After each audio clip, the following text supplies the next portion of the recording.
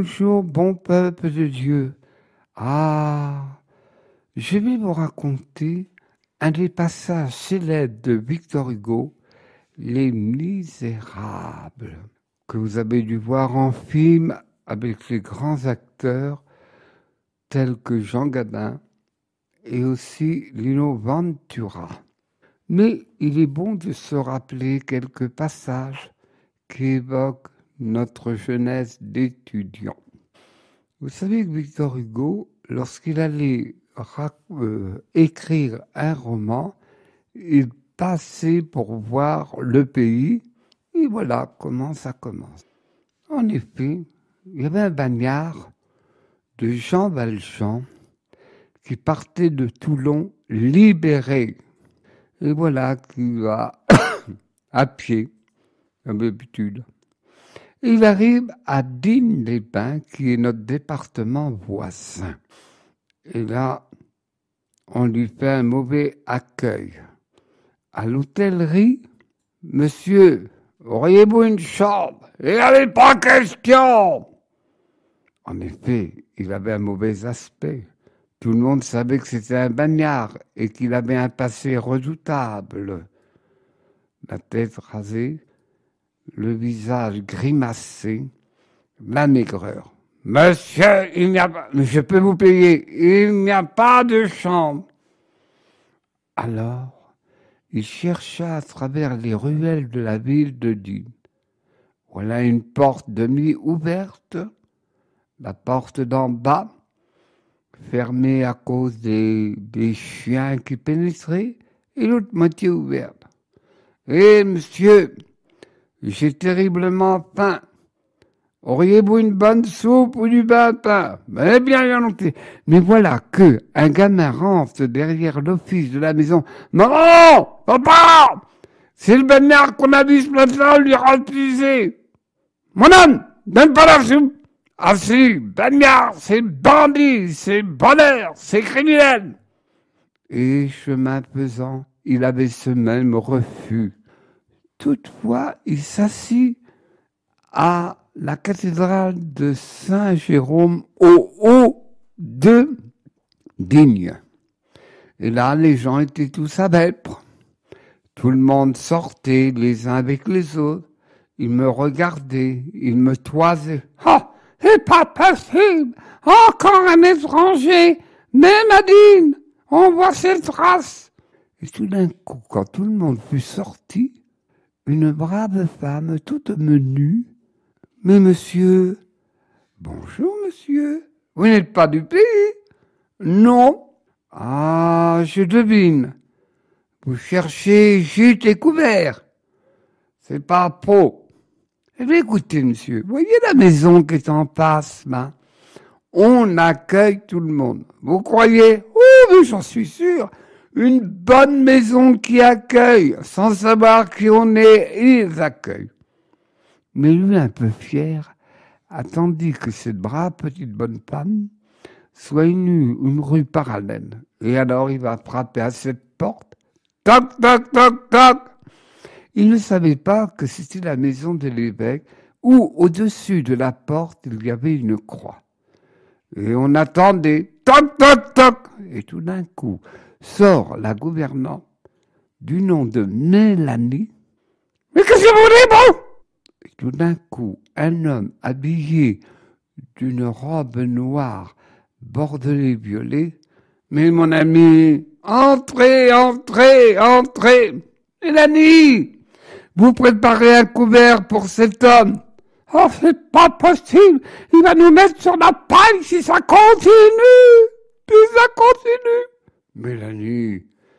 Et bien sûr, à cette époque, on faisait la prière, le Benedicite en latin. L'évêque ne dit rien. « Allez, asseyez-vous, on a fait la prière. Que Dieu nous bénisse. » Et Mélanie servait cet homme dans un bon bol. Et les bols d'abord, c'était des grands bols, pire que des saladiers. Il prit la soupe et l'avala gloutonnement et ce brave homme, Miolis, « Eh, monsieur, Je parie que vous en voulez encore. Ah, ce n'est pas de refus.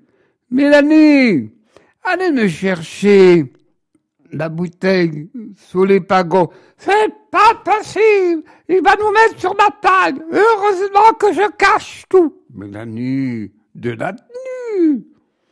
Et elle apporta cette bonne bouteille de vin, cachée depuis quelques années, même avant la Révolution française. Allez, vous en goûterez un peu avec nous. Ah, c'est bien avec plaisir. Ça va me réchauffer le sang. Et, fatigué comme il était, il dit, monsieur, vous allez sûrement, vous n'avez pas vous coucher. Hélas, non. Écoutez, voilà. Je vais vous monter. Je couche au même étage au premier. Et il prit le chandelier, éclairant les escaliers de bois. Voilà. Je dors ici, séparé par un paravent, et vous là. Allez, revenez. Demain, si vous le voulez, je célébrerai les saints mystères de la messe à 8 heures. Voilà. Bonne nuit. Que Dieu vous garde. Et il se coucha promptement. Ayant bien mangé, il trouva un sommeil réparateur. Mais voilà que les bagnards avaient le réveil très tôt, à 3 heures du matin. Allez, dépêchez-vous, les peignants! En effet, ils cassaient les cailloux pour consolider et faire des chemins de ci et de là. 3 heures. Mais il avait vu entre-temps un tiroir ouvert où il y avait des couverts d'argent. Et il passa, mais doucement, sans que ce vieux prêtre entende le craquement des planchers. Oh! Si la Mélanie me surprend, je vais être au bagnard. Il prit les couverts d'argent enveloppés d'un papier journal jauni. Et hop! Il sauta par une de ses fenêtres, escalada plusieurs toits, et voilà que l'évêque, ayant mangé, ayant célébré le mystère, tout d'un coup on frappe, toc, toc, toc, toc, toc. Aussitôt Mélanie, oh mon Dieu, je l'avais dit, oh mon Dieu, je l'avais dit. Un bandit entouré de 2 gendarmes. Mélanie, Monseigneur, on faisait le salut. Maintenant, l'évêque, on le voit comme si c'était un chien qui passait par là. Les temps ont changé. Oui, Monseigneur, on a rencontré cet homme qui avait dans son sac des couverts d'argent et un chandelier. Le regard de l'évêque et de Jean Valjean, le bagnard, se croisait. Mon Dieu, s'il dit que je sais voler, j'en ai jusqu'à ma mort d'aller retourner au bagne. Mais messieurs les agents, je lui avais donné les couverts d'argent et le chandelier. Tiens, mon ami, tu avais oublié aussi ce chandelier que je t'avais donné. Les 2 gendarmes s'excusèrent et ils ne savaient dire quels sont les mots. Et alors, ému, allez, que Dieu vous bénisse, aussi, qu'il vous protège. Et vous allez où? Eh bien, à Pontarlier, il y a une usine, mais c'est pas tout près. Allez, mon ami. Voilà cette belle histoire vraisemblable de ce roman de Victor Hugo. Il est très long, je ne vais pas vous fatiguer à raconter tout et j'en serai pas capable. Mais souvenez-vous, quand vous avez vu qu'il avait rencontré Colette qui était exploitée par le Thénardier, et voilà comment il rencontra Cosette. Elle allait chercher de l'eau dans une petite rivière de l'eau claire. Mais ma petite, où vas-tu de ce pas? Eh bien, j'en pris les seaux. Et les seaux à l'époque étaient lourds. C'étaient des seaux lourds de bois de chêne. Allez, ma petite, je vais t'aider. Vous croyez, monsieur? Eh oui. Mais ça, c'est une autre histoire de Colette. On se dit, mais comment Victor Hugo a connu cette histoire? C'était après la Révolution française. Le peuple d'alors était en effusion. On ne savait plus qui croire. Mais cependant, il avait un frère qui était avocat. Et là, il parlait, il dit, ah, j'ai mon frère. Ah, vous savez, il est d'une charité. Tout ce qu'il voit comme malheureux, eh bien, avec lui, on serait mis sur la paille. Mais les gens l'aiment. Et à l'époque, Monseigneur Miolis, ça n'a pas duré longtemps, il a été évêque de Digne et de la petite ville de Gap. Voilà une des parties. Alors, cette histoire, c'est un peu, et c'est même, le Noël. À Noël, on oublie les rancœurs, les vengeances. Noël, on met toutes les haines dans le fond de la poche avec un gros mouchoir de tissu et c'est la paix et la joie dans les cœurs. Je tiens à vous dire que Victor Hugo a fait Quasimodo. C'est pour les informations, mais vous le savez, mais il est bon de se le dire. Quand il a fait ce fameux roman, la cathédrale Notre-Dame tombait en ruine.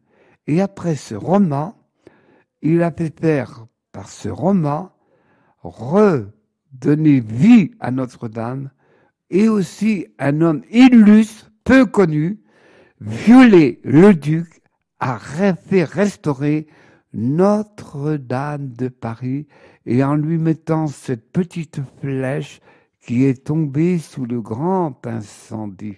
Voilà, Victor Hugo, un grand monsieur. Aussi, je vais vous raconter une autre histoire invraisemblable, mais vraie. En effet, c'était à l'époque où les Soviétiques occupaient la Hongrie, la Pologne, la Roumanie, la Tchécoslovaquie, et c'était... Mais cependant, dans un petit village, tout le monde était croyant, ferme. Et il y avait les filles qui étaient à l'école. Et cette institutrice, Gertrude, avait la mission non déclarée d'enlever dans le cœur des enfants la croyance en Dieu. Et, bien sûr, une petite fille vint et dit, « Monsieur le curé, je voudrais communier, mais tu sais bien que la maîtresse, elle sent, on ne sait pas si des gens mouchardent, mais elle a un flair pour les vrais collègues. » Et c'était la petite Gisèle. Ah, elle était brillante à l'âge de 10 ans et elle aidait les élèves moins doués. Elle était aimée de tous, de ses élèves, et personne ne la jalousait. Mais voilà que la maîtresse Gertrude est en train de faire un traquenard. Elle dit, « Quand vous appelez le ramoneur, il vient ?»« Ben oui, pourquoi? Il existe. » La petite ne comprenait pas ce piège comme tant. Elle avait les yeux brillants comme un chat qui allait attraper la souris. Elle était contente d'elle, de son plan. Mais la petite ne devinait pas où on allait. « Dites, est-ce que Barbe Bleue, Chaperon Rouge et tout, si vous les appelez, est-ce qu'ils viendront? » « Non, ce sont des contes. »« Bien mes enfants, bien mes enfants. » Et elle continua son stratagème. « Mais quand vous appelez votre grand-père ou grand-mère, vous les appelez? »« Ben non, ils sont morts, ils sont morts. »« Ah, bien mes enfants. Dis Gisèle, tu vas te mettre dehors et on va t'appeler. Et bien là dehors, ne comprenons pas ce stratagème. Et quand la petite Gisèle fut dehors, allez, maintenant, vous criez, Gisèle, Gisèle. Elle entre. Voyez, elle est vivante, elle peut rentrer. Et alors, elle alla au bout de ses questions. Dites, vous, est-ce que Jésus peut venir? La classe était restée figée. Même la petite Gisèle ne savait quoi répondre, mais elle avait compris le stratagème. Et tout d'un coup, elle se leva et toutes ses élèves, ses copines, se levèrent.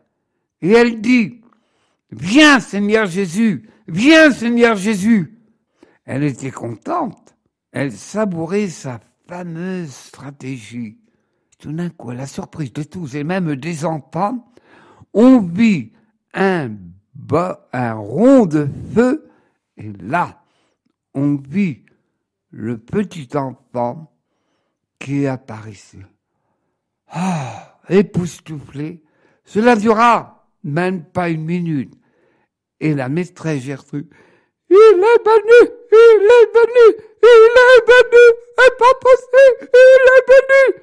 Et là, elle devint tellement folle qu'on l'envoya dans un hôpital psychiatrique et les enfants, tout naturellement, jouaient. Et le prêtre et les gens firent une enquête. Oui, on l'a vu, le petit enfant. Mais c'est grâce à Gisèle qui a eu cette foi vaillante et l'enfant Jésus est venu nous voir. Cette histoire que je vous raconte, le prêtre l'a racontée quand il y avait les réfugiés hongrois qui étaient venus entre autres en France. En France, vous ne me croyez pas. Et c'est pourtant, je vous l'ai dit, cette histoire vient d'une Polonaise, Maria Winoszka, qui a fait beaucoup de romans, mais voilà, bon peuple de Dieu. Vous direz, mais oh, il raconte des histoires à ne plus en croire. Laissez faire, laissez-vous bercer par le merveilleux. Bon peuple de Dieu, bonne fête de Noël, et Noël, c'est tous les jours quand on a la gaieté dans le cœur. Bon peuple de Dieu, bonne semaine.